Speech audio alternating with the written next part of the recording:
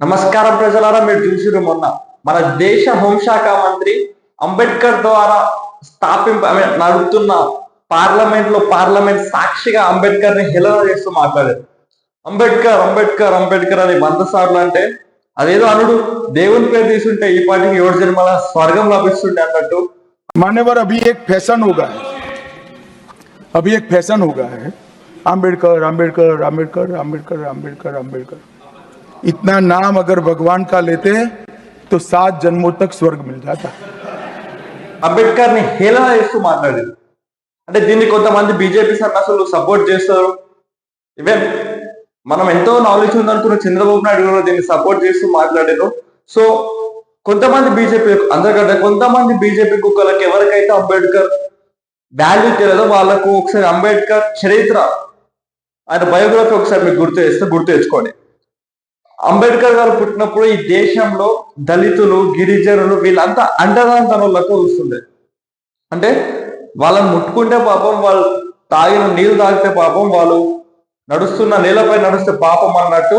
అసలు వీళ్ళు మనుషులా లేకపోతే పశువుల నన్న మంచి చూసేటోళ్ళు. కానీ ఈ దేశంలో పుట్టిన దళితులను నీచంగా చూసేటోళ్ళు ఈ సమాజం.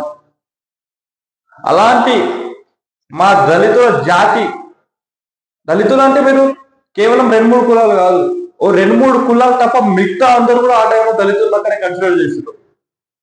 అలాంటి దళిత కుటుంబంలో పుట్టిన డాక్టర్ బిఆర్ అంబేద్కర్ గారు తను చిన్నప్పుడే స్కూల్కి వెళ్ళే సమయంలో స్కూల్లో అందరినీ ఒక సైడ్ కూర్చోబెట్టి, ఈయన మాత్రం స్కూల్ గేట్ బయట, క్లాస్ రూమ్ గేట్ బయట కూర్చోబెట్టి క్లాసులు చెప్పేటోరు. ఒకసారి ఒక ఇన్సిడెంట్ చెప్తా. లైక్ ఒక మ్యాథ్స్ టీచర్ ఏదో ప్రాబ్లం చెప్పి ఆ ప్రాబ్లమ్ ని సాల్వ్ చేయమని పిలుస్తే ఎవరు కూడా ప్రాబ్లం మీద తెలియక ఆగం అవుతుంది.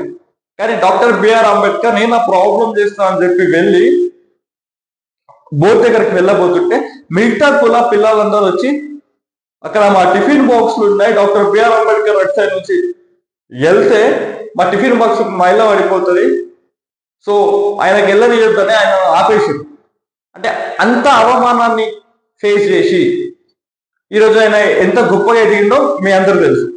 సో ఇది సేమ్ టైం ఇంకొక ఇన్సిడెంట్ కూడా చెప్తా. స్కూల్లో కుండలలో అప్పుడు నీళ్ళు పెట్టేటోళ్ళు. ఈయనకు ఎవరు కూడా కుండను దాకిచ్చేటోళ్ళు కాదు అంబేద్కర్ని. ఆయన నీళ్లు తాగాలంటే కూడా వేరే వాళ్ళు ఎవరైనా వచ్చి పై నుంచి నీళ్ళు పోస్తే ఎన్ని అమృతాన్ని నీళ్లు తాగేసి వెళ్ళిపోయే పరిస్థితి అంబేద్కర్ ఉంటుండే. అలాంటి పరిస్థితిలో 15 ఏళ్ల వయసులోనే ఆయనకు 9 సంవత్సరాలు ఉన్న అమ్మాయితో పెళ్లి అయింది. వాళ్ళ నాన్న ఇంతకుముందు గవర్నమెంట్ బ్రిటిష్ దాంట్లో పనిచేస్తుంటే, తర్వాత రిటైర్మెంట్ అయిపోయిన తర్వాత బాంబే షిఫ్ట్ అయిపోయారు.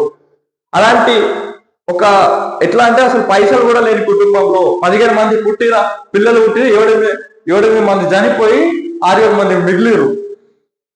సో అలాంటి సిచ్యువేషన్ లో డిగ్రీ కంప్లీట్ చేసుకొని పై చదువులకు లండన్ వెళ్దామని ఆయన ఆశని అప్పట్లో బరోడా సామ్రాజ్యానికి చెందిన రాజుకి ఆయన ఎక్స్ప్లెయిన్ చేశారు. సో ఆయన డాక్టర్ బిఆర్ అంబేద్కర్ గారి తెలివిని చూసి ఏనాటికైనా డాక్టర్ బిఆర్ అంబేద్కర్ చాలా ప్రయోజనకుడు అవుతాడు, ఇతని తెలివిని అతన్ని ఉపయోగించుకోవాలని చెప్పేసి నువ్వు పై చదువుల నుంచి వెళ్ళొచ్చిన తర్వాత 10 సంవత్సరాలు బరోడా గ్రూప్స్ లో పనిచేయాలని చెప్పి ఒక షరతుని పెట్టించి అక్కడికి వెళ్ళాడు. ఎన్నో డిగ్రీలు, ఎకనామిక్స్ లో ఎల్ఎల్బి, ఎల్ఎల్ఎం ఎన్నో చేశాడు. ఆయన 32 డిగ్రీలు కంప్లీట్ చేశాడు డాక్టర్ బిఆర్ అంబేద్కర్.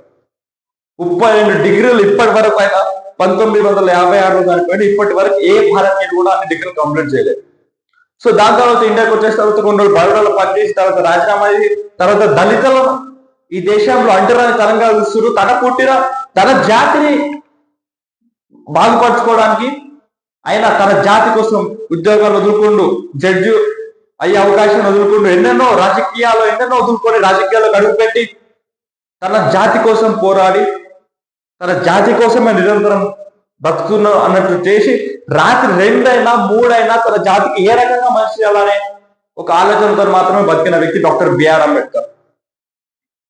అలాంటి వ్యక్తి, ఎంతో గొప్ప వ్యక్తి, స్వాతంత్రం వచ్చిన తర్వాత ఆయనకు తగ్గిన గౌరవం అంటే ఆయన దిమాగ్ ఏందో చూసి 32 డిగ్రీలు చదివి 32 డిగ్రీలు అంటే ఈ టైంలో 1-2 డిగ్రీలు చేయడానికి కింద మీద పడి చచ్చిపోతున్నారు.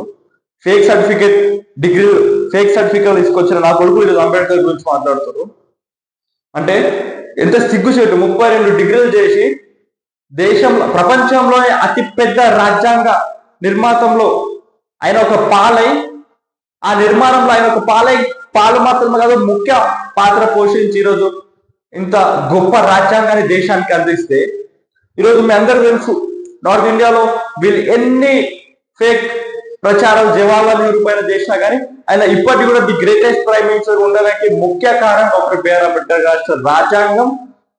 ఆ రాజ్యాంగం ద్వారా దళితులకు చెందిన ప్రయోజనం, దానివల్ల ఇప్పటికి కూడా Jawaharlal Nehru garu greatest prime minister of all time ఉన్నారంటే దీనికి ముఖ్య కారణం, one of the main reason doctor B R Ambedkar garu. ఈ రోజు ఆయన రాష్ట్ర రాజ్యాంగం స్ఫూర్తితోనే, ఆయన రాష్ట్ర రాజ్యాంగం పైన ప్రమాణం చేసి హోమ్ మినిస్టర్ అయిన అమిత్ షా అంత చులకనంగా ఎట్లా మాట్లాడుతారు డాక్టర్ బిఆర్ అంబేద్కర్ గారి గురించి? బేసిక్ గా ఒక మనిషికి సిగ్గు, శరం, లజ్జ ఏమన్నా ఉంటారా? అంటే మీరైతే మోడీ మనసాలు అనుకుంటే మీరు మన జన్మలకి ఏమన్నా స్వర్గంకి వెళ్ళలేదా? ఈ దేశంలో దళితుల ఆత్మగౌరవాన్ని కాపాడి దళితుల బాగు కోసం నిరంతరం పోరాడి ఈరోజు దళితులను సమాజంలో ఈక్వల్ గా చూసే కాలం వచ్చిందంటే డాక్టర్ బిఆర్ అంబేద్కర్ గారి వల్ల. అంత గొప్ప వ్యక్తి దేవుడి కన్నా తక్కువేం కాదు. ఇది కొంచెం మంది బీజేపీ సన్నాసులు గుర్తుంచుకోవాలి.